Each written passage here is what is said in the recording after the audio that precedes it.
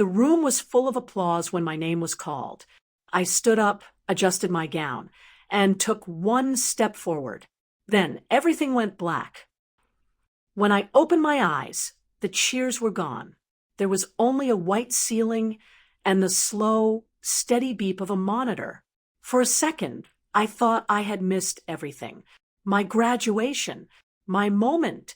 Then I heard voices outside the curtain. "We've already called the parents," a doctor said. "They should be here soon." My chest tightened, not from pain, but from hope. I waited. Every time footsteps came close, my heart lifted. Every time they passed, it dropped again. I told myself they were on the way.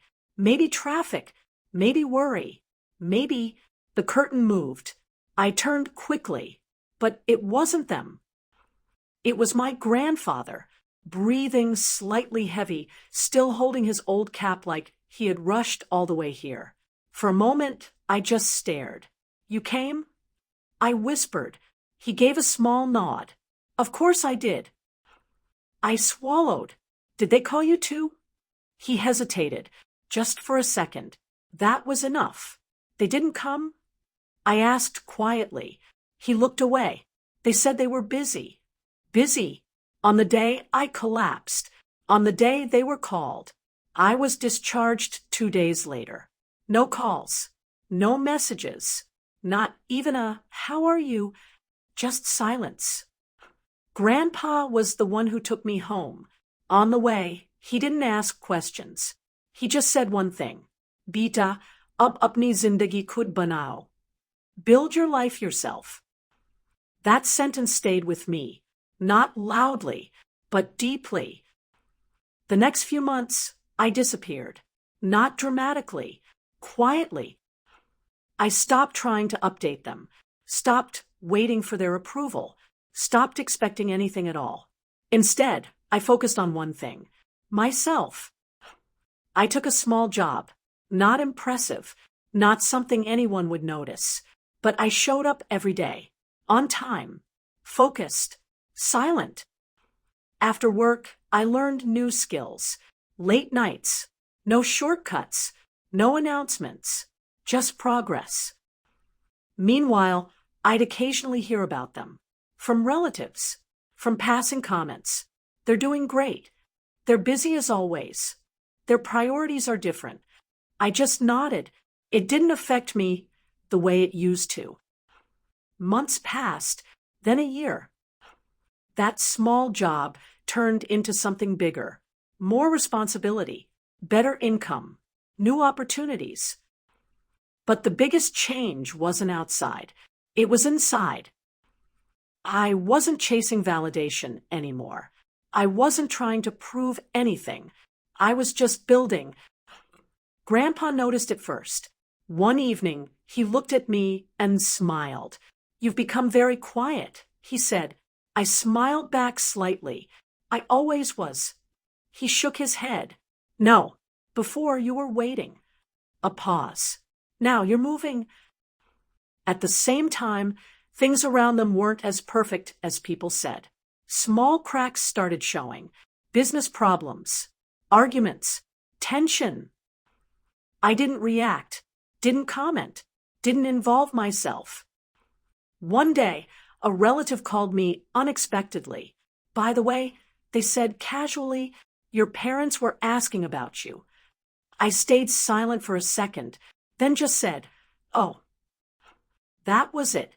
No excitement, no anger, just distance. Because something had changed.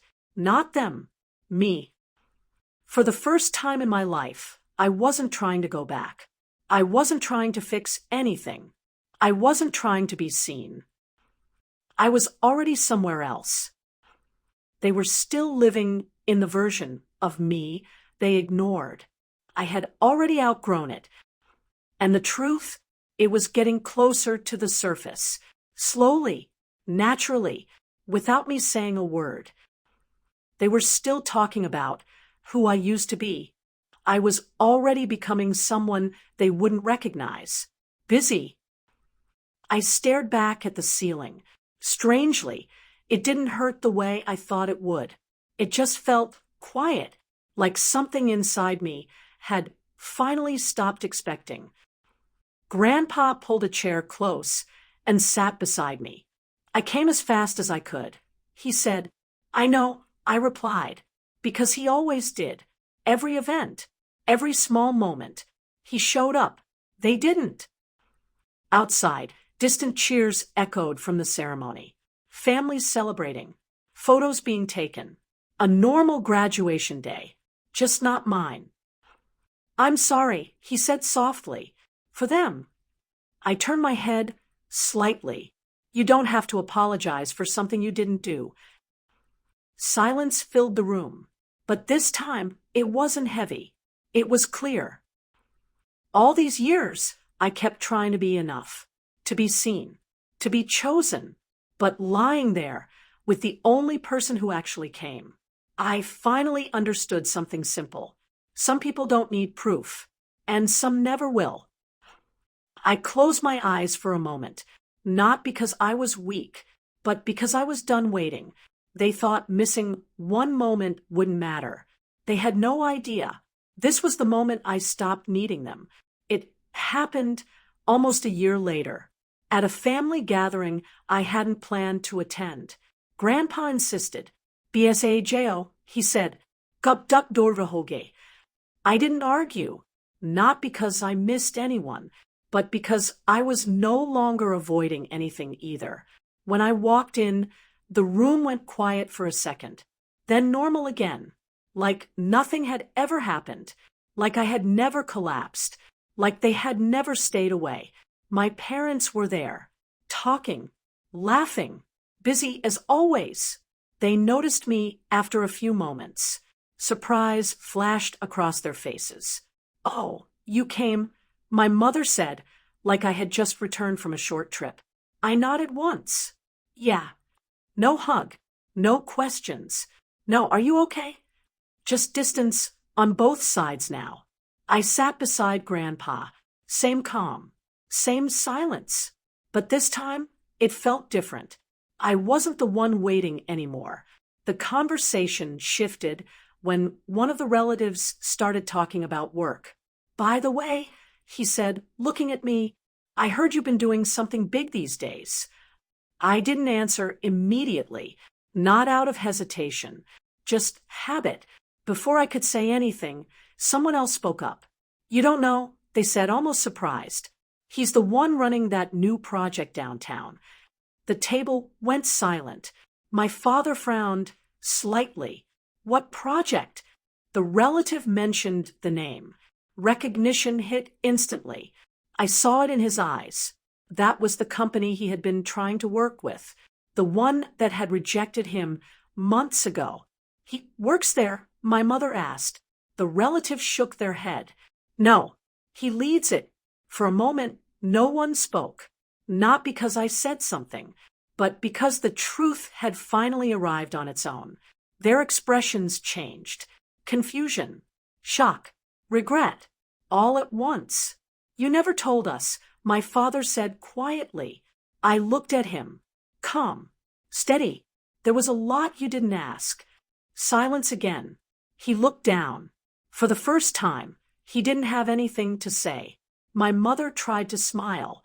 "We were just busy, you know how things are." I held her gaze for a moment, then replied, softly, "I know exactly how things are." No anger, no accusations, just clarity. After a while, my father spoke again. "You should come back," he said. "We can figure things out."